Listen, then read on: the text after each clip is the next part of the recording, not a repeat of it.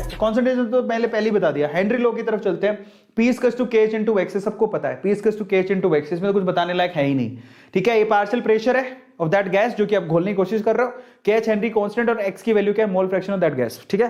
Rolled law की तरफ आते हैं। ये रोल्ड लॉ बेसिकली दो तरह से डिफाइन होते हैं। अगर मान लो आपके पास दो ऐसे लिक्विड्स हैं जो कि दोनों के दोनों वोलेटाइल है, सो इन दैट केस उसका पार्शियल क्या होगा, partial pressure of volatile liquid 1 PA equals to P0A into XA, PB equals to P0B into XB, दोनों के पार्शियल प्रेशर को जोड़ दोगे तो टोटल प्रेशर आ जाएगा, उससे आप इक्वेशन बना सकते हो। Is this clear? अब आता है relative lowering of vapour pressure. तो अभी तक कुछ था ही नहीं, ये चीज आप डाल्टन लॉ से कंपेयर कर सकते हो, लेकिन यहां पर जो XA लिखा है ना वो लिक्विड फॉर्म में कितने मोल फ्रैक्शन है उस पे है।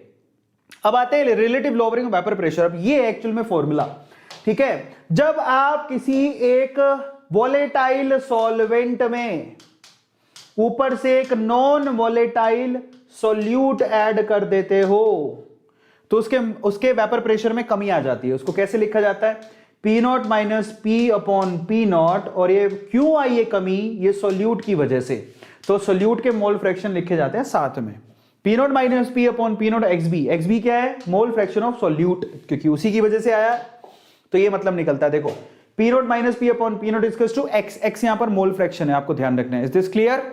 और x मोल फ्रैक्शन कैसे निकाले जाते हैं, सोल्यूट के मोल्स बाय टोटल मोल्स। और अगर मैं कह दूं कि सोल्यूट के मोल्स बहुत ही कम है तो आप सोल्यूट के मोल्स बाय सॉल्वेंट के मोल्स, और फिर उसके बाद आप मोल कैसे निकालते हो, given mass by molar mass, यहां से भी given mass by molar mass, ऐसे करके लिखा जा सकता है, ठीक है। तो ये सारे के सारे हो गए। फिर आता है एलिवेशन बॉइलिंग पॉइंट, ये तो बहुत आसान है। एलिवेशन इन बॉइलिंग पॉइंट को कैसे लिखा जाता है, एलिवेशन इन बॉइलिंग पॉइंट को लिखा जाता है delta TB which is equals to TB minus TB not which is equals to KB into M।